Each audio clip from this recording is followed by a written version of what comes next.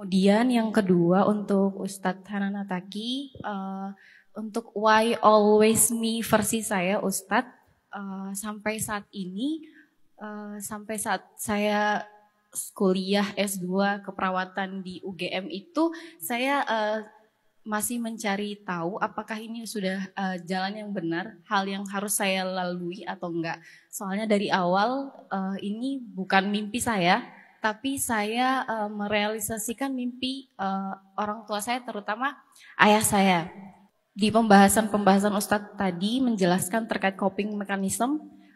Kebetulan penelitian saya saat S1 juga tentang itu, tentang positive self-talk, di mana kita mengubah pemikiran yang negatif menjadi pemikiran yang positif, dan hal itu yang saya terapkan sampai saat ini. Tapi ada momen di mana saya ke-trigger sama kejadian-kejadian di masa lalu yang membuat saya bertanya, apakah ini sudah hal yang benar dan harus saya lalui, saya harus selesaikan. Karena ketika saya ingin berhenti, saya ingat lagi tentang bagaimana harapan dan perjuangan orang tua sampai saat ini. Tapi ketika saya memutuskan untuk tetap lanjut sampai di tahap ini, saya terkadang nge-pressure diri saya tuh lebih tinggi, lebih dari sebelum-sebelumnya gitu Ustadz. Dan pada akhirnya saya harus mengorbankan segala hal yang saya inginkan untuk meneruskan, untuk melanjutkan apa yang diinginkan oleh orang tua saya, seperti itu. Orang tua saya berharap banget saya ngambil agama, padahal saya pengennya ngambil IPA tadinya. Mereka berharap banget saya ngambil agama. Akhirnya saya ngambil jurusan agama. Agama kan keterusannya ke kampus Islam. Nah, salah satu kampus Islam favorit di pondok kami itu adalah Al-Azhar, karena rata-rata guru kita tuh alumni Al-Azhar. Jadi udah sering diceritain tentang keadaan di Mesir, apa segala macam. Akhirnya kita jadi kayak ke-trigger lah ke sana. Aslinya nggak pengen ke sana. Sampai di sana pun masih pikir, kenapa saya ada di sini gitu. Udah lulus pun masih, kenapa aku lulusnya dari sini gitu. Jadi kayak tetap aja pertanyaan itu nggak kejawab. Walaupun dijalanin juga. Semaksimal yang kita bisa jalanin juga. Sampai kemudian saya menikah di sana, ketemu istri di sana, satu persatu jawaban itu saya dapetin gitu. Oh, Allah tuh suruh saya ke Al-Azhar itu untuk cari jodoh di sana teh. Saya ketemunya di Al-Azhar, walaupun menikahnya di Mekah, tapi ketemunya di Al-Azhar. Oh, itu satu. Kedua, selain punya hobi bukan hobi ya, passionnya kalau di pendidikan itu di science, juga punya jiwa movement, pengen bikin movement. Sampai di sana ketemu dengan salah satu dosen favorit saya, namanya Dr. Ahmad Zaid. Beliau sekarang tinggal di Qatar. Beliau itu adalah ketua Asosiasi Dakwah Pemuda se-Afrika. Makanya begitu saya kayak banyak di-mentoring sama beliau tentang dakwah, sampai ke Indonesia, fokus dakwah saya anak muda. Dan saya bikin movement, gak mau saya dakwahnya cuman majelis doang. Harus ada movement, program, ada karya yang sifatnya impactful lah gitu. Oh, berarti kenapa saya ke Al-Azhar? Karena saya disuruh ketemu sama Dr. Ahmad Zaid, supaya saya bisa menyalurkan naluri movement saya gitu. Pulang dari Al-Azhar, saya bikin dakwah tren anak muda, yaitu tren hijrah. Setelah bikin tren hijrah, sekarang bikin misalnya kayak sekolah gratis, bikin tempat nongkrong anak muda, tapi nongkrongnya itu untuk belajar. Yang kita kasih nama plesetan pesantren jadi pesan_tren. Saya nggak bikin pondok pesantren, tapi saya menyebarkan pesan lewat tren. Nah, ini kan semuanya hasil mentoring sama Dr. Ahmad Zaid. Beliau memang nitip sebelum saya pulang, Hanan kamu nanti di Indonesia saya titip, kamu dakwahnya nggak usah aneh-aneh, pokoknya fokus di anak muda aja ya gitu. Dan kalau bisa pilih anak muda yang belum kena dakwah, yang belum tersentuh dakwah. Saya nggak milih santri, saya nggak milih aktivis, saya milihnya anak nongkrong. Karena emang itu kalau bahasa Jawanya dauh yainya lah. Itu pesan dari Dr. Ahmad Zaid. Lalu saya mulai improve dengan metodologi tren itu. Oh, itu jawabannya.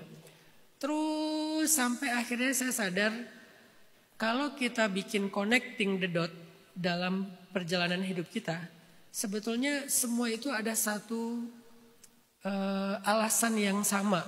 Kenapa dulu saya waktu kecil juara musabakoh?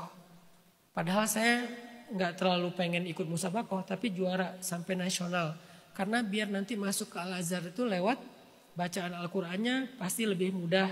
Di Al-Azhar, saya tadinya udah sampai Al-Azhar pun masih mau milih jurusan lain. Tadinya jurusannya jurusan pemikiran Islam. Sama dosen disuruh pilih tafsir Al-Quran. Karena di Al-Azhar itu bukan kita yang milih waktu zaman saya, tapi yang milih dosen. Ketika dites, kamu tafsir. Prof, saya pengen ke itu pemikiran. Enggak, tafsir. Pemikiran. Tafsir. Padahal pas saya tes psikotesnya saya thinking extrovert kan. Harusnya pemikiran lah, karena banyak mikir. Saya capek aja mikir. Kalau capek harus mikir. Kalau orang capek mikir istirahat ya. Kalau saya capek istirahat mikir. Jadi maksudnya kayak senang mikir aja gitu. Program apa lagi ya, bikin apa lagi ya. Saya kemana-mana pasti mikirin tentang design thinking. Saya bisa pakai tuh analytical thinkingnya, creative thinkingnya dipakai langsung. Wah ini bikin ini bikin ini. Kayak misalnya pas saya lagi ke pulau kemarin ke Banda Neira. Anak muda di sini apa ya masalahnya ya. Saya cari analyticalnya. Udah gitu yuk kita bikin program ini yuk buat ngajarin anak-anak pesisir tentang dive skill. Sehingga mereka bisa di dive guide profesional. Jadi punya pekerjaan segala macam. Akhirnya saya menyimpulkan bahwa semua ini bukan kebetulan dan semua ini bukan kesalahan.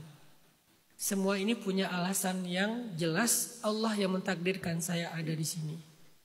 Dan takdir saya nggak menghalangi saya dari passion dan kenyamanan hidup saya. Tinggal bisa nggak saya mengconnecting semua itu menjadi sesuatu yang integrate. Jangan dipisah-pisah sehingga harus dipilih passion, karir. Passion, karir. Kenapa nggak dijadikan sebuah satu hal yang satu paket? Akhirnya saya berpikir passion saya di movement. Passion saya itu kalau dari sisi kehidupan pribadi itu senangnya dengan yang adventurous life. Hidupnya itu harus banyak petualangan, eksperiental. Pokoknya cari experience banyak-banyaknya, olahraga yang ekstrim-ekstrim gitu kan. Apa hubungannya dengan Ustadz? Kan Ustadz mah justru nggak olahraga-olahraga yang kayak gitu-gitu. Olahraganya mungkin lari atau apa. Sekarang malah fitness gitu kan. Bukan yang surfing, skateboard, diving, cliff dive. Mana ada Ustadz cliff dive? Loncat dari tebing. Cliff dive, snowboarding misalnya. Apa hubungannya ya adventurous life sama Ustadz? Karena saya dakwahnya di anak muda. Dan anak muda yang saya garap itu anak nongkrong, anak main, anak hobi. Saya coba belajar hobi-hobi mereka walaupun gak semuanya yang saya senang-senang aja. Saya belajar, akhirnya dakwahnya di anak-anak hobi. Gara-gara saya belajar surfing, para surfer-surfer di Jawa Barat itu banyak yang jadi pelatih saya. Terus kita kayak banyak ngomongin tentang fikih. Boleh gak sholat dengan pakaian yang basah? Mereka pikir pakaian basah itu gak boleh sholat. Saya bilang gak ada rukun syarat sah sholat pakaian kering. Gak ada itu. Yang ada menutup aurat. Jadi kalian gak apa-apa sholat dengan pakaian basah. Atau bawa sarung misalnya. Bajunya basah gak apa-apa. Gimana hukum sholat di pantai. Di atas pasir kalau gak bawa sajadah. Selama gak melihat kotoran. Gak mencium aroma kotoran.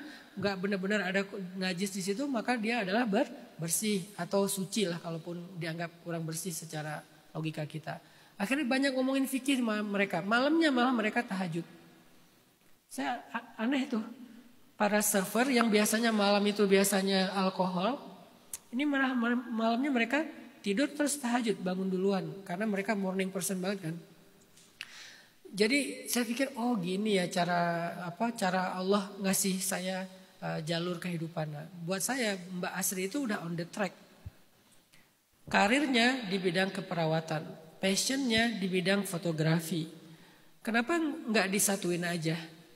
Selain Mbak Asri punya pekerjaan sebagai perawat, misalnya saya nggak paham ya karir ini akan kemana arahnya. Ini saya tebak-tebak aja. Mungkin nggak Mbak Asri misalnya suatu saat bikin movement aja. Karena tentang fasilitas kesehatan di Indonesia itu kan lumayan bermasalah kan. Ketika kemarin saya ke daerah Banda Neira ada satu pulau, itu nggak ada puskesmas di pulau itu. Penduduknya sekian ribu tapi nggak punya puskesmas. Jadi kalau orang sakit di situ, dia harus dirujuk ke rumah sakit yang jaraknya 8 jam naik kapal. Naik pesawatnya seminggu cuma sekali, jadi nggak mungkin nunggu pesawat. Harus naik kapal 8 jam. Nah Mbak Asri kenapa nggak bikin project tentang masalah kesehatan sebagai seorang perawat yang paham, kemudian nanti itu dijadikan sebagai sebuah inspirasi, movement, menginspirasi orang lain lewat passion fotografinya. Sehingga bahkan bisa, pernah lihat gak seorang perawat yang viral di TikTok gara-gara dia beli, bukan perawat sih, suster ya. Seorang suster yang beli ikan dari Pak Ibrahim, orang Papua, jualan ikan malam-malam ngetuk pintu suster. Ada apa bapak gitu. Ini jual ikan, anak belum makan. Si suster ini beli ikan dari Pak Ibrahim, kan namanya Ibrahim kalau gak salah Muslim. Dia beli, tapi Masya Allah itu penggalangan dana lewat konten itu gede banget loh. Yang saya maksud, kalau Mbak Asri bisa gunakan kemampuan fotografinya untuk menginfluence orang lain kepada kebaikan, atau bahkan mengajak orang lain untuk support hal-hal yang jadi masalah di masyarakat dengan program keperawatannya, kesehatannya, lalu di exposure lewat medianya, lewat fotografi yang baik, itu akan membantu banyak orang. Simpatik publik muncul, oh di sana ada yang sakit, di sana ada yang masalah gini. Akhirnya orang pada ikut support dengan apapun bentuk supportnya, bisa barang, bisa uang, bisa skill.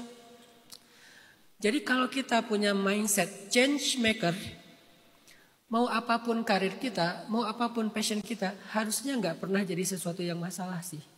Kalau mindsetnya change maker, emang pengen bikin movement, mau membuat apa aja. Tapi kalau mindsetnya murni employee, karir, kayaknya agak mentok dan harus milih sih. Makanya saya lebih suka ketika saya bikin sekolah SMA, namanya 20 Mind Sociopreneur High School. Sekolah gratis, kurikulum internasional. Salah satu design thinking yang saya bikin dalam kurikulum itu adalah mereka harus jadi seorang change maker. Bahasa Arabnya rahilah, pengangkut beban. Dan itu harus jadi mindset mereka, passionnya mereka. Diajarkan, dimotivasi, bukan dipaksa ya. Sehingga kalau udah punya mindset change maker, mau dia ustadz kayak, mau dia profesional kayak, mau dia pejabat kayak, mau dia pengusaha kayak, mau dia seorang employee kayak, self-employee kayak, business owner kayak, apapun itu. Dia selalu berpikir, aku bikin apa ya yang lebih impactful lagi selain karir pribadi. Dan itu bisa dikombinasikan dengan passion, karir, dan seterusnya. Ini hanya insight aja, bisa agree, bisa enggak juga Mbak Asri. Saya berharap Mbak Asri menemukan konektivitas antara passion dengan karirnya. Karena saya percaya kalau di connecting the dots semua pengalaman hidup kita, sebetulnya nggak ada yang sia-sia sih. Semua yang udah ditakdirkan Allah kita ada di situ, berarti itu emang ada sebuah gambaran tentang profiling nasib kita itu apa gitu. Itu kan kayak gambar-gambar acak tuh, sketsa-sketsa acak. Coba sketsa itu disambung-sambungin. Oh ini saya teh. Oh ternyata saya ada ini gitu. Coba sambung-sambungin setiap titik-titik pengalaman hidup dalam setiap fase kehidupan itu.